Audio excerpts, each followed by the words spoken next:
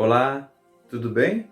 Sejam todos bem-vindos a mais um Em Cristo Sempre Conectados, canal da Igreja Presbiteriana Filadélfia de Blumenau. Meu nome é Márcio, sou o pastor da igreja. Estou muito feliz por mais esse encontro com você. Fique à vontade para compartilhar esse material com familiares, amigos.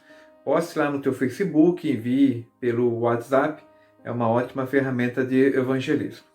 Quero compartilhar com vocês hoje um trecho de Marcos, capítulo 10, dos versos 17 ao 22. Faça a leitura na versão NVI, acompanhe comigo a leitura. Quando Jesus ia saindo, um homem correu em sua direção e se pôs de joelhos diante dele. Ele perguntou: Bom mestre, que farei para herdar a vida eterna? Respondeu-lhe Jesus: Por que você me chama bom? Ninguém é bom, a não ser um, que é Deus. Você conhece os mandamentos: não matarás, não adulterarás, não furtarás, não darás falso testemunho, não enganarás ninguém, honra teu pai e tua mãe. E ele declarou: Mestre, a tudo isso tenho obedecido, desde a minha adolescência. Jesus olhou para ele e o amou. Falta uma coisa para você, disse ele. Vá, venda tudo o que você possui e dê o dinheiro aos pobres, e você terá um tesouro no céu. Depois venha e siga-me. Diante disso, ele ficou abatido e afastou-se triste, porque tinha muitas riquezas. Até aqui. Vamos orar? Deus Pai Todo-Poderoso, em nome de Cristo Jesus, obrigado por mais essa oportunidade de compartilhar da Tua Palavra. Muito obrigado porque é sim o Senhor que fala aos nossos corações. Abençoa a cada um dos que nos assistem, suas famílias, e que essa seja uma semana abençoada na presença do Senhor, ó Pai. Fala aos nossos corações, é o que pedimos em nome de Cristo Jesus. Amém. Jesus estava em sua última viagem para Jerusalém.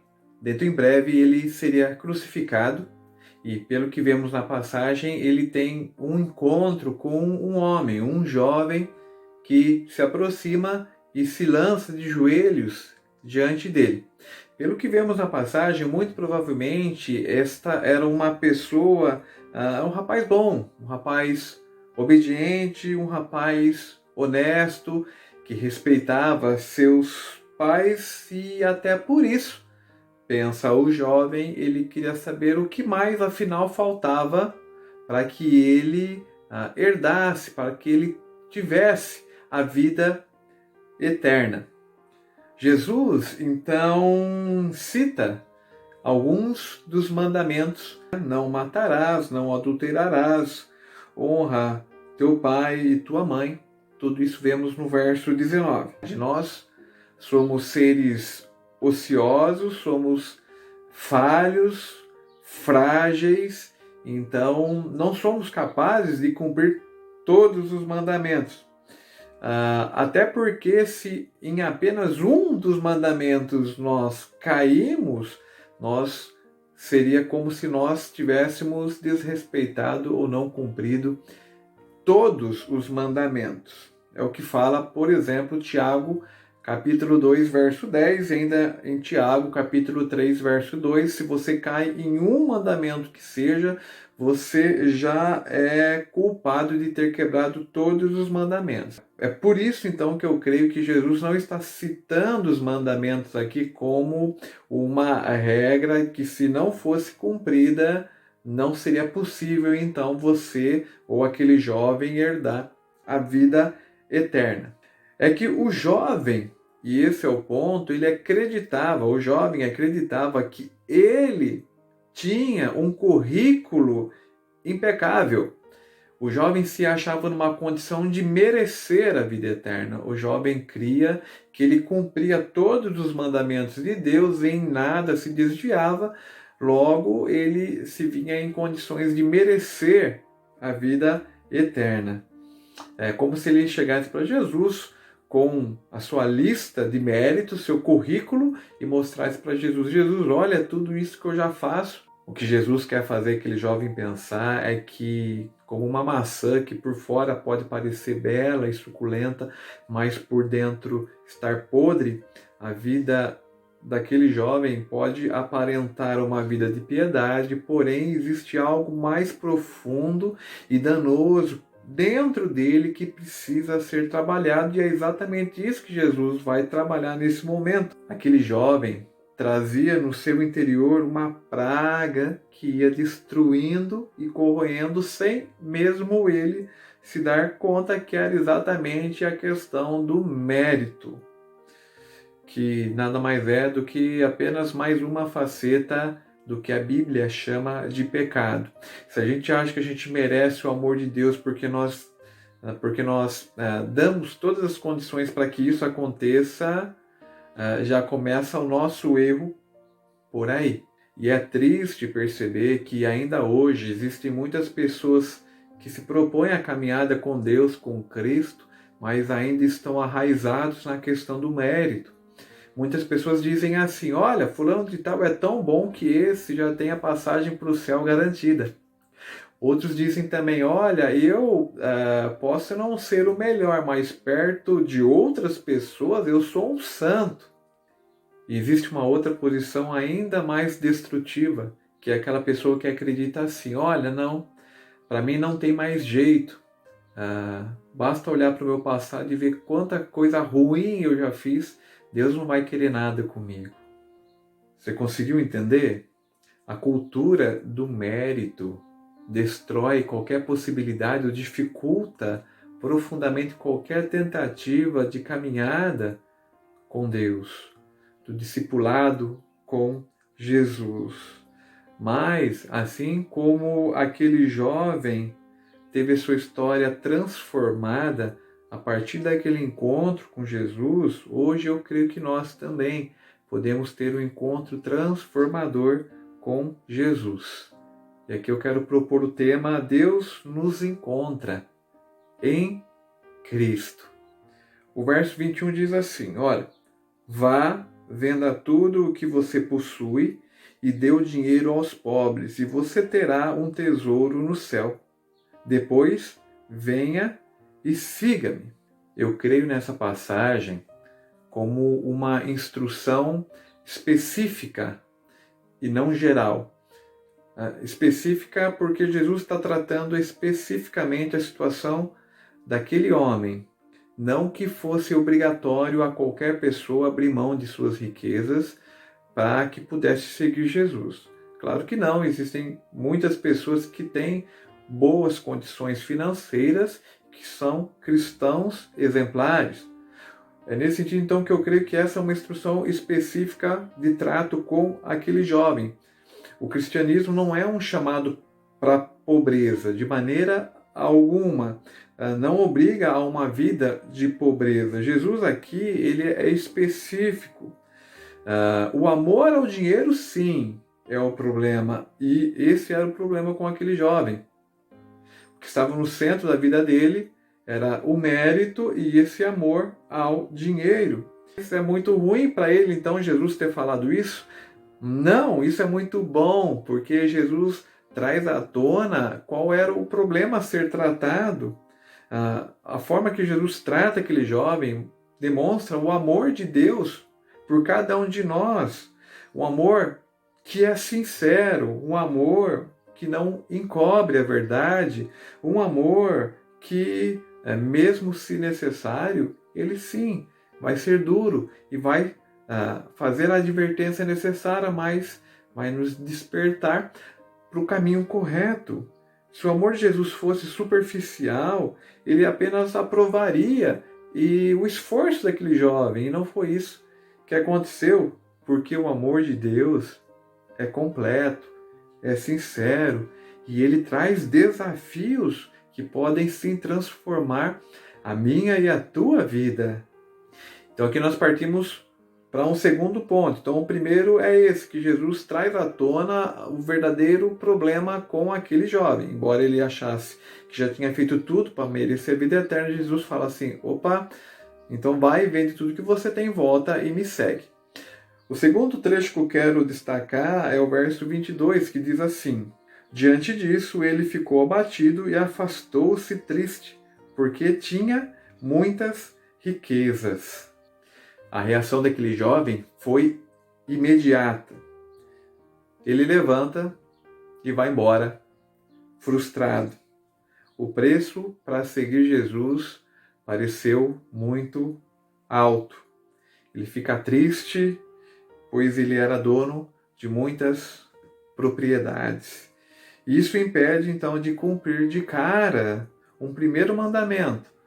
Quando ele se mostra indisposto a cumprir essa ordem de Jesus, isso já mostra que, por exemplo, ele está indisposto a cumprir o mandamento que está lá em Êxodo, capítulo 20, verso 3, que diz: não terá outros deuses além de mim. Então, o Deus para aquele homem era a sua riqueza e não o desejo de seguir Jesus, aquele mestre que ele mesmo tinha ido atrás.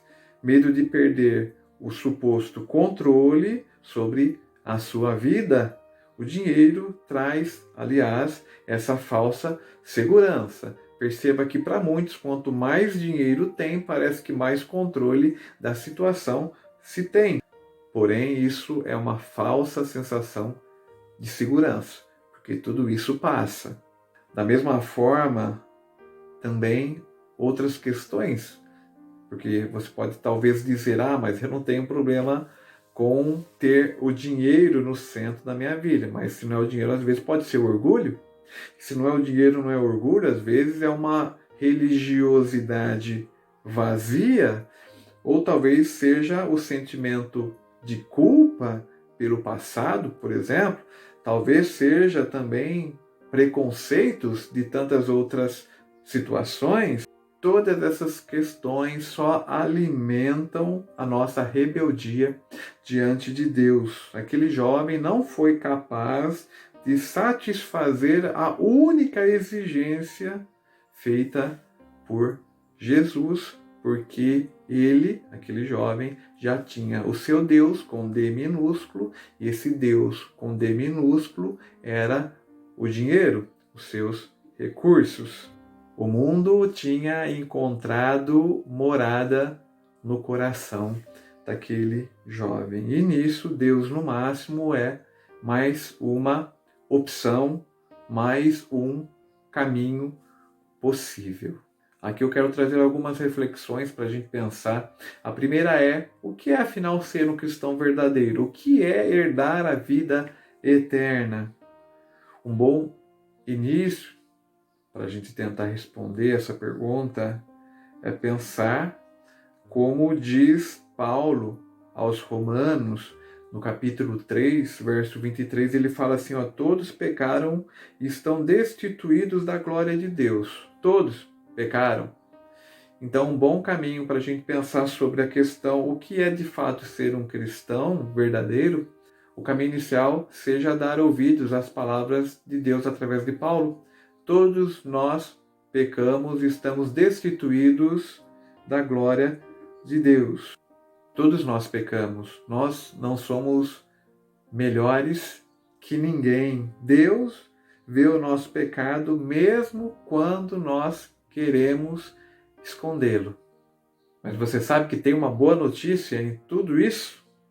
Deus interveio na história, na nossa história. Cristo, na cruz, paga o preço com o próprio sangue dele.